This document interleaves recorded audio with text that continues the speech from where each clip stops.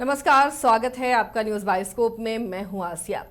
पहले चरण में कई प्रत्याशियों की किस्मत अब दांव पर लगी है, क्योंकि पहले चरण के लिए चुनाव प्रचार का शोर थम गया है। अब मतदाताओं के हाथ में है कि वो किसे सत्ता की चाबी सौंपते हैं और किसे नापसंद करते हैं। फिलहाल तमाम प्रत्याशियों ने अपने अपने तरीके से मेहनत की है, चुनाव प्रचार में पूरी ताकत झोंकी है, लेकिन जनता किसे चुनती है वो जनता ही जानती है। तो इस चुनाव में पहले चरण के जो चुनाव है, जो 121 विधानसभा सीटें हैं, उन कई सीटों में बहुत सारी हॉट सीट हैं और कई बड़े चेहरे चुनावी मैदान में पहले फेज में हैं। लेकिन उससे भी ज़्यादा पार्टियों के लिए ये पहला फेज कितना दिलचस्प है और किसके लिए क्या दांव पर लगा है, इसे भी समझना बेहद ज़रूरी है। हमारे साथ वरिष्ठ सहयोगी राकेश रंजन स्टूडियो में मौजूद हैं। उनसे जानेंगे कि ये जो पहला चरण है, पहले चरण की जो 121 सीटें हैं, किसका क्या और कितना दांव पर लगा है। रंजन जी, क्या लग रहा है इस बार आपको? देखिए, 18 जिलों के 121 सीटों पर चुनाव हो रहा है और पिछली बार क्या स्थिति थी, इस बार कौन कितने सीटों पर चुनाव लड़ रहा है, कौन सा दल। तो देखिए, अगर आप बात कीजिए तो जेडीयू 57 सीटों पर इन 121 सीटों में चुनाव लड़ रहा है। बीजेपी 48 सीटों पर चुनावी मैदान में है। ये पहले फेज की बात हो रही है, जो 121 सीटें हैं। एलजेपीआर 13 सीटों पर मुकाबला करते हुए दिखेगा और आरएलएम, जो राष्ट्रीय लोक मोर्चा है उपेंद्र कुशवाहा की पार्टी, उसके 2 कैंडिडेट भी अपना किस्मत आजमाएंगे। तो ये 120 प्रत्याशी आपको दिखते हैं। और इसके अलावा अगर आप देखें तो जो मरहौरा की सीट है, जहां से कि एलजेपीआर की कैंडिडेट सीमा सिंह हैं, उनका नामांकन रद्द हो गया था, तो उनकी जगह अंकित कुमार, जो निर्दलीय प्रत्याशी हैं, उनको एनडीए ने समर्थन दिया है। जहां तक महागठबंधन की तरफ से बात है तो सबसे ज़्यादा सीटों पर चुनाव लड़ते हुए आरजेडी, राष्ट्रीय जनता दल नजर आएगा। कुल 71 सीटों पर इन 121 सीटों में वो चुनावी मैदान में है। इसके अलावा कांग्रेस भी 24 सीटों पर चुनाव लड़ते हुए दिखेगी। लेकिन जो महत्वपूर्ण है कि जब 2020 में चुनाव हुआ था तो इन 121 सीटों में किसे क्या मिला था, तो अगर आप उसे देखने जाएं तो पिछली बार जो हुआ था तो दोनों के बीच घमासान हुआ था इन 121 सीटों पर और लगभग बराबरी का मुकाबला जो है दोनों के बीच देखने को मिला था।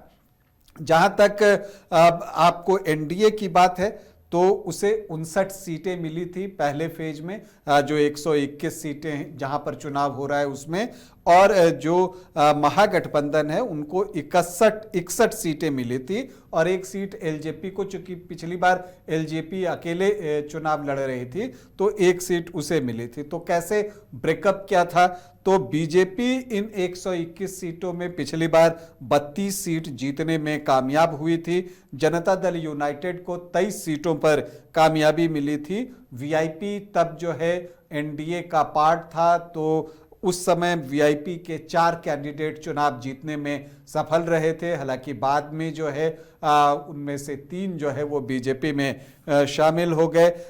एलजेपी की बात तो हम बाद में करें। अगर फिर हम महागठबंधन से देखें तो आरजेडी 42 सीटों पर चुनाव जीतने में सफल रहा था इन 121 सीटों में। कांग्रेस 8 सीटों पर, भाकपा माले 7 सीटों पर, मार्क्सवादी कम्युनिस्ट पार्टी 2 सीटों पर और सीपीआई जो है वो 2 सीटों पर चुनाव जीतने में सफल रहा था। तो 61 सीटें ये हुई, 59 एनडीए की और 1 एलजेपी की। तो अब उसको भी आप एनडीए में डाल दीजिए तो 60। तो इन 121 में 60 एनडीए के पास था और 61 जो है वो महागठबंधन के पास था। तो अब इस बार जो है, जो असली चीज है वो ये है कि दोनों ही गठबंधन, जो प्रमुख गठबंधन है, इन 121 सीटों में बड़ी लीड हासिल करना चाहेगा, ताकि फिर जो दूसरा चरण होगा 11 नवंबर को, तो उसके लिए एक टेम्पो सेट किया जा सके। अगर हम बात करें कि किसको क्या कुछ मिला था, तो अगर हम देखें कि बीजेपी किन किन सीटों पर पिछली बार चुनाव जीती थी, तो उसमें गोपालगंज, दरौंदा, दरभंगा, हायाघाट, केवटी, जाले, औराई, बरूराज, पारू, बरौली, तरैया, बछवाड़ा, बेगूसराय, मुंगेर, लखीसराय, बिहार शरीफ, बाढ़, दीघा, बांकीपुर, कुम्हरार, पटना साहिब, गोरियाकोठी, छपरा, अमनौर, हाजीपुर, लालगंज, पातेपुर, मोहिद्दीननगर, रोसड़ा, बड़हरा, आरा और सहरसा, इतनी सीटों पर जो है वो बीजेपी को कामयाबी मिली थी। ये सीटें 32 हुई। जनता दल यूनाइटेड को 23 सीटों पर कामयाबी मिली थी।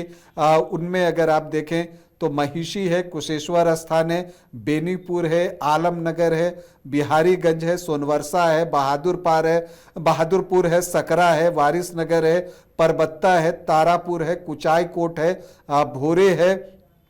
इसके अलावा अगर आप देखें तो वैशाली है, कल्याणपुर है, बरबीघा है, अस्थामा है, राजगीर है, हिलसा है, नालंदा है, हरनौत है, सराय रंजन है और जो है वो बिलदौर की सीट है। और जो वीआईपी 4 सीटों पर चुनाव जीती थी उसमें अलीनगर की सीट थी, गौड़ा बौराम की सीट, साहिबगंज और बोचहा, ये 4 सीट जो है वो विकासशील इंसान पार्टी ने जीता था। तो अब अगर हम देखें कि आरजेडी को किन किन सीटों पर कामयाबी मिली थी, तो जिन 42 सीटों पर आरजेडी जीतने में सफल हुआ था उसमें हथुआ है, सिमरी बख्तियारपुर, सिंहेश्वर, दरभंगा, गायघाट, कुढ़नी, मीनापुर, कांटी, बैकुंठपुर, सिवान, रघुनाथपुर, बड़हरिया, एकमा, बनियापुर, मधेपुरा, मरहोड़ा, गड़खा, परसा, सोनपुर, महुआ, राघोपुर, महनार, चेरिया बरियारपुर, साहेबपुर कमाल, अलौली, सूर्यगढ़ा, शेखपुरा, इस्लामपुर, मुकामा, बख्तियारपुर,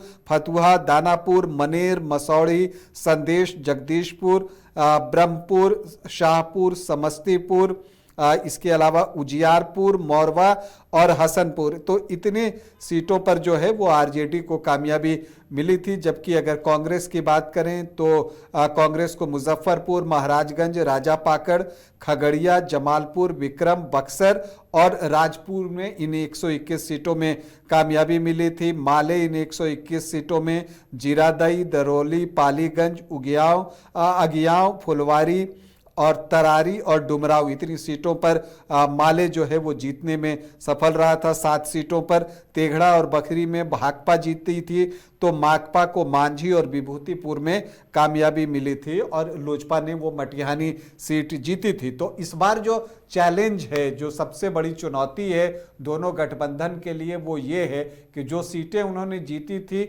उसको वो इंटैक्ट रखते हुए चाहेंगे कि कुछ सीटें सामने वाले से वो अपनी तरफ लेकर आए, ताकि एक जो एडवांटेज है वो सेकंड चरण के लिए और पूरे चुनाव के लिहाज से बने। तो दांव पर इस फेज में, पहले फेज में देखिए तो दोनों का लगभग बराबर ही लगा है।